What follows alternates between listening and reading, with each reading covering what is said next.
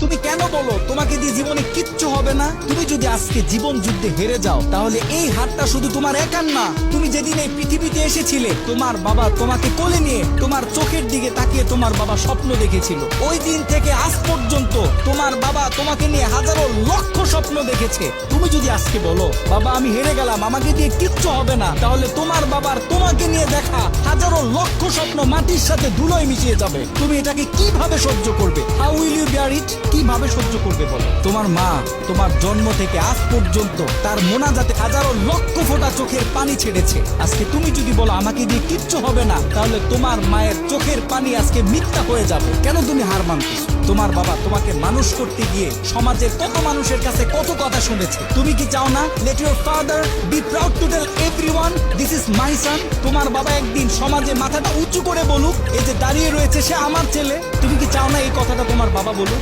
প্রত্যেকটা মানুষের জীবনে বিপদ থাকবে, বালা মুসিবত থাকবে। The life is not bed of roses. এই পৃথিবীটা ফুল বিছানো কোনো বিছানা নয়। এখানে প্রত্যেকটা মানুষকে সংগ্রাম করতে হয়, লড়াই করতে হয়, বারবার পড়ে যাওয়ার পরেও আবার দাঁড়াইতে হয়।